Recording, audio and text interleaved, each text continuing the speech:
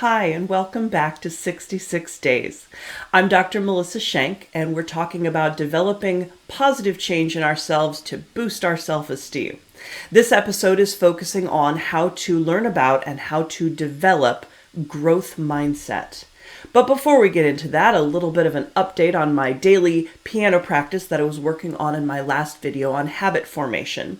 I definitely have seen some struggles with my early practice, but I'm overall seeing some progress that I'm feeling really good about. I'm doing some harder pieces of music, as you can see in this picture. I've got a lot of 16th notes going on there, so definitely something that I'm feeling good about as I develop this skill. Research from Lolly and her research team has shown that habit formation is often linked to a weekday schedule, and this is definitely something that I have struggled with. Lolly and associates found that participants struggled to maintain their new habits over weekend days or vacations and holidays because of the change in their schedule. And this is definitely something I've encountered myself in my own practice. I went out to breakfast with my family, which changed my cue, my reminder of putting my breakfast dishes away. We had Easter Sunday just a few days ago, and definitely these things have caused me some hiccups along the way. But I'm determined, and I'm going to continue working on that habit and not let a few setbacks or some struggles stop me in my habit formation. It's been 23 days of daily piano practice, and right now I'm feeling really good about that. So we're going to talk about growth mindset, and I'm going to start with a story about learning from my own mistakes. I recently went back and reviewed some of my early doctoral writing, and let's just say it was peppered with mistakes. I forgot citations. I didn't focus on a scholarly tone. I had formatting and organizational issues. And just yikes, looking back at that work, I felt like, wow, I'm really not a writer. And I remember thinking that when I first started my doctoral journey. However, it's been 3.5 years since then, and with the regular practice working on doctoral level writing, I think I've succeeded quite a bit. I've worked with my professors, and I've reflected and received some good feedback, and I've used my time to practice developing my skills. So it's someplace that I have seen growth in myself. Why this is important is because we're talking about building a growth mindset. It's not always something we have right away. It's easy to think I'm not good at this, and so therefore I'm not going to try. But as I'm going to show you, that kind of mindset isn't necessary. So let's start. What is a mindset? I read this fabulous book by Dr. Carol Dweck, and she tells us that a mindset is a way of thinking. It's our thoughts that shape our habits and our behaviors. Mindset shapes how you feel about things, your attitudes, and your beliefs and your values help create and support that mindset. There are two different kinds of mindsets that we're going to focus on in this video, a fixed mindset and a growth mindset. First, let's talk about a fixed mindset. A fixed mindset is the idea that your abilities your talents are things that you are born with. If you start off with that talent, you can succeed in that area. This is who I am. This is what I can do. I'm going to be that car spinning its wheels. Whereas a growth mindset believes that abilities can develop into talents over time, that talent can be created through practice and hard work. I can work to change those things that I do, and that do is that practice. Dr. Dweck asks us, when do you feel smart? Being smart isn't about being flawless, being perfect. Being smart is about being able to learn from your mistakes, learn from your setbacks. Are your imperfections shameful, or are they a chance to grow?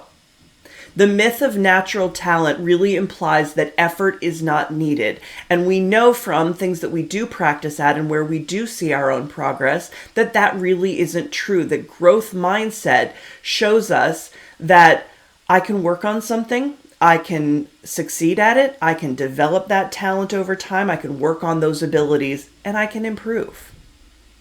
So let's compare those two mindsets to each other.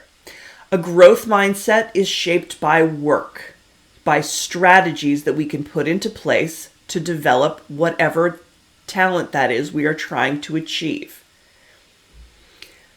Using input from others, feedback and reflection, we learn that our setbacks are learning experiences. They're wake-up calls to tell us that we don't know how to do this yet, that we need to try new ways. A growth mindset is about specific things. It's not something where you just have a growth mindset or have a fixed mindset. It's you have a growth or a fixed mindset in a certain area.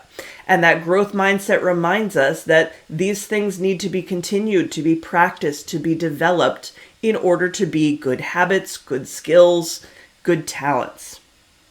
A fixed mindset shows that our abilities are innate, they're static, they're unchanging over time. Setbacks label you a failure. You're not good at this. Why are you still trying? It's definitely a limited mindset, and it's something that keeps us limited. A fixed mindset shapes our behavior. Finding that you're not great at something right off can make you feel like not trying. Having that focus on permanence helps you ignore new information that could teach you about your past performance and instead gives you no improvement, no further ability, and can cause you to plateau. But you need to get comfortable with being uncomfortable. It's giving up that fear of trying just because you might not be good at it right away or look good while doing it. It's that willingness to try new things and maybe succeed, maybe fail, maybe struggle. These things are okay. This idea is based on the concept of neuroplasticity. Dr. Norman Doidge wrote the book, The Brain That Changes Itself. It shows that the brain can reorder and reorganize information, and that the brain can actually change its structure and its function based on the way we use our brain. This tells us that learning and training will change the number of connections in our brain, the strength of the connections in our brain, and the connections throughout our nervous system.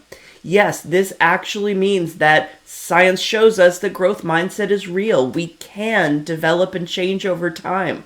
We can improve things and make ourselves better in certain areas. How to develop that growth mindset using neuroplasticity? You've got to throw out the I can't and bring in the I'm not good at it yet, but I'm going to keep trying. It's about having clear goals and about using feedback from others, constructive criticism, and self-reflection towards some improvement. It's helpful to have some positive self-talk to remind ourselves that our growth is related to our learning. We can gain inspiration from others to try new things, try new ways of doing things, and remember to keep making steps towards our learning goal. If one thing doesn't work out, you try something else. Reflecting on the feelings of success, the strengths, as well as the mistakes that you make along the way can help you develop that new skill while staying in a growth mindset.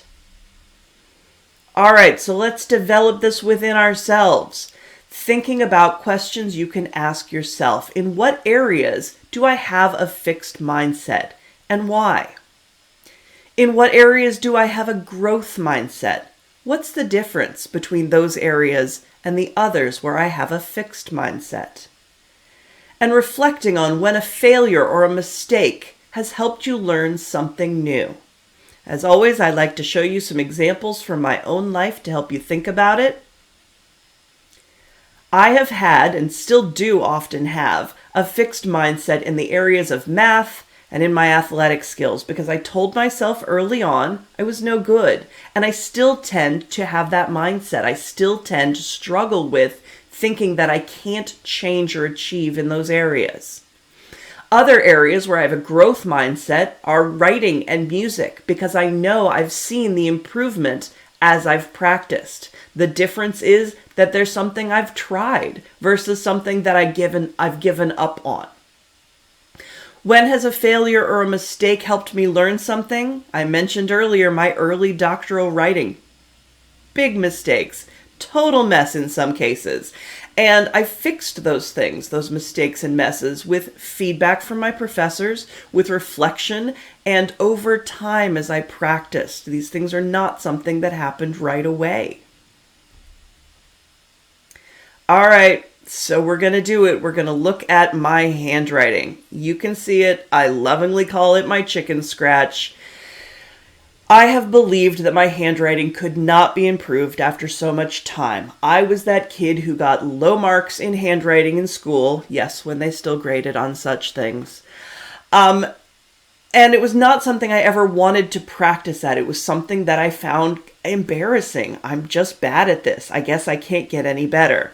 Well, that's a fixed mindset. So I know that with practice, I'm going to, well, hopefully, come up with less embarrassing writing that I can be proud of. Things like writing a letter to a friend or a postcard or writing on a greeting card. These things have caused me some shame in the past that I'd like to not feel anymore. So it's time to tackle that fixed mindset for the next 66 days. I'm going to look at my handwriting. We know that practice makes better. I don't believe in perfect. Practice makes better. I will spend the next 66 days practicing my handwriting.